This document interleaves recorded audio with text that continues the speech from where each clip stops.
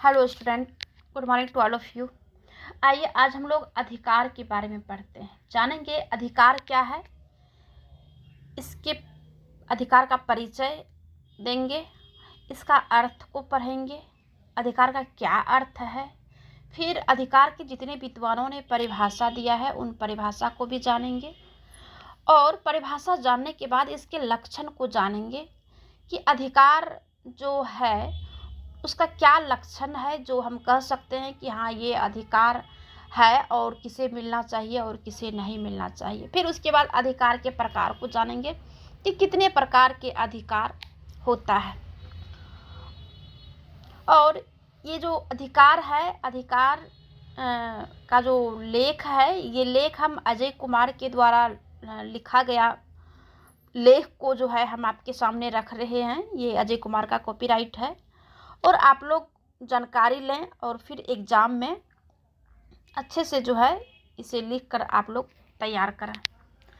तो हम सबसे पहले अधिकार का इंट्रोडक्शन को जानते हैं कि अधिकार जो है वो राज्य द्वारा नागरिकों को प्रदान की गई स्वतंत्रता और सुविधा का नाम है। जैसे हम लोग राज्य में रहते हैं और जो भी हम जो काम करते हैं स्वतंत्र रूप से और जो हम सुविधा का उपभोग करते हैं, तो यही इसी को जो है अधिकार कहा गया है। और इस स्वतंत्रता और सुविधा की आवश्यकता और उपभोग समाज में ही संभव होता है। इसके लिए जो है राज्य के द्वारा व्यक्ति को जिस उद्देश्य की प्राप्ति के लिए अधिकार प्रदान किए जाते हैं उसकी भी जो है सिद्धि समाज में ही संभव होता है। तो आइए हम अधिकार के अर्थ को हम अच्छे से जानते हैं कि अधिकार क्या है। अधिकार हमारे सामाजिक जीवन की अनिवार्य आवश्यकताएं हैं, जिनके बिना ना तो व्यक्ति अपने व्यक्तित्व का विकास कर सकता है और ना ही समाज के लिए उपयोगी कार्य कर सकता है। तो वस्तुतः अधिकारों के बिना मानव जीवन के अस्तित्व की कल्पना नहीं कर सकते हैं। जब तक कि हमें अधिकार नहीं मिलेगा तब तक हम मानव हैं इसकी कल्पना नहीं कर सकते हैं। इसी कारण जो है वर्तमान में प्रत्येक राज्य के द्वारा अधिक से अधिक विस्तृत अधिकार प्रदान किया जाता है। आइए अब जो है अधिकार की परिभाषा को जानते हैं, इसके अर्थ और परिभाषा को। प्रकृति के द्वारा मनुष्य को विभिन्न प्रकार की शक्तियां प्रदान की गई है। प्रकृति ने बहुत प्रकार की शक्ति प्रदान किया है, लेकिन इन शक्तियों का स्वयं अपने और समाज के हित में उचित रूप से प्रयोग करने के लिए कुछ बाहरी सुविधाओं की आवश्यकता होती है। जैसे राज्य का जो सर्वोत्तम लक्ष्य होता है वो व्यक्ति के व्यक्तित्व का संपूर्ण विकास करना होता है।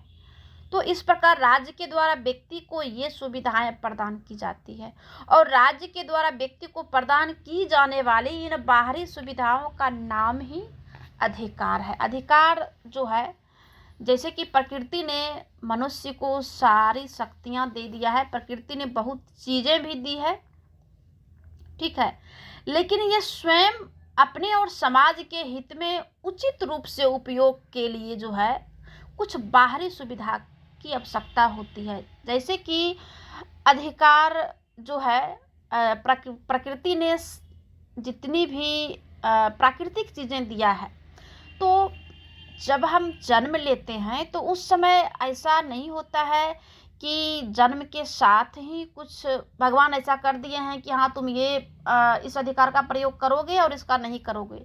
लेकिन जब हम जन्म लेते हैं तो हम परिवार में रहते हैं, समाज में रहते हैं और परिवार में और समाज में सारे लोगों जो है प्रकृति के चीज़ों का या प्राकृतिक वस्तुएं का जो है इस्तेमाल सारे लोग को उचित रूप से हो, इसके लिए जो है कुछ बाहरी चीज़ों की आवश्यकता होती है।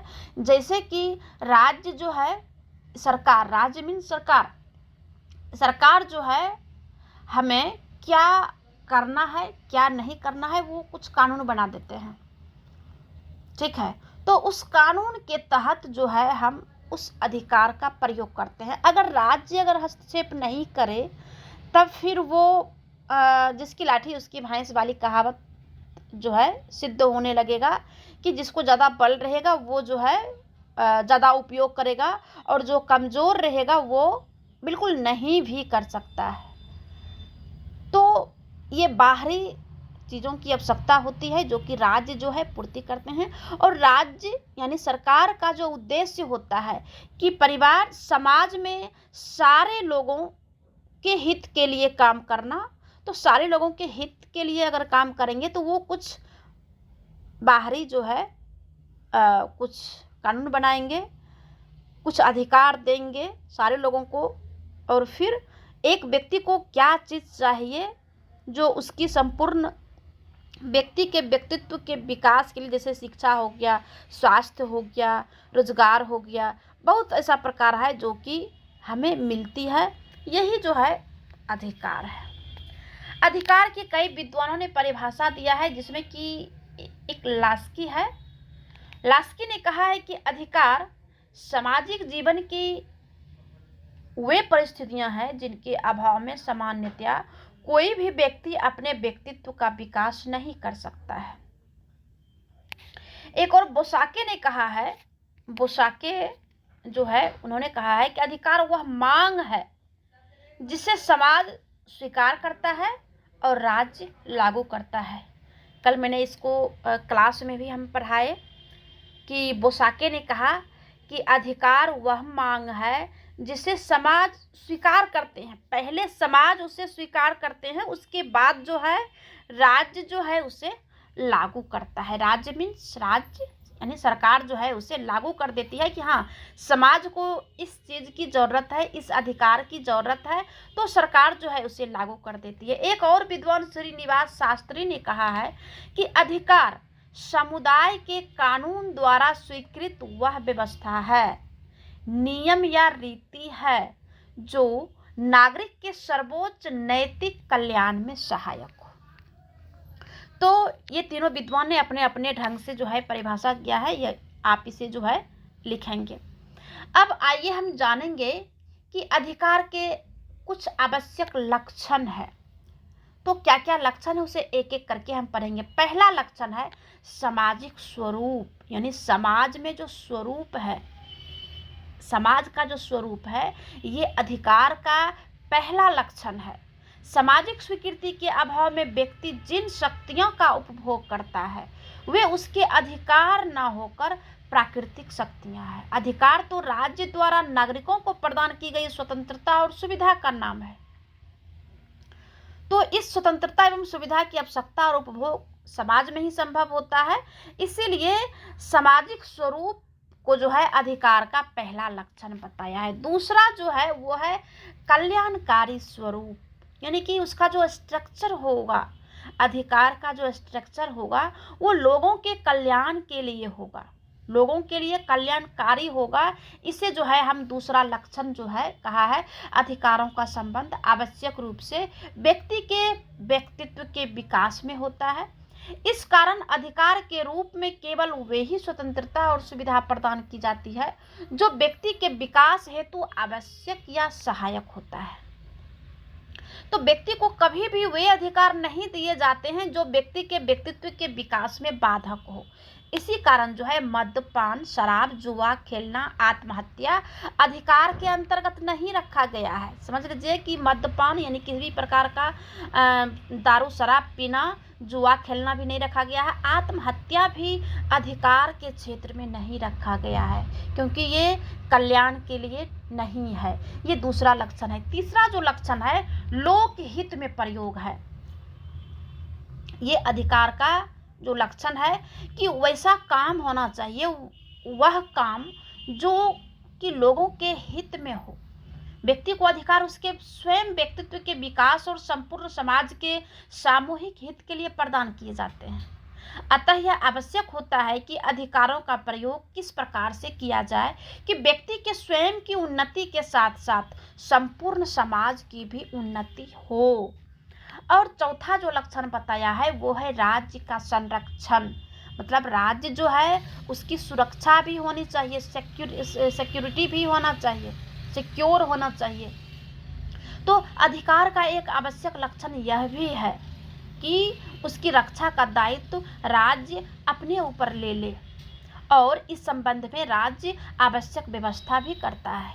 उदाहरण के लिए व्यक्ति को रोजगार देना, यह बात भी व्यक्ति के विकास के लिए आवश्यक है और समाज भी इसे स्वीकार करता है, लेकिन राज्य जब तक आवश्यक संरक्षण की व्यवस्था न करे उस समय तक पारिभाषिक अर्थ में इसे अधिकार हम नहीं कह सकते हैं।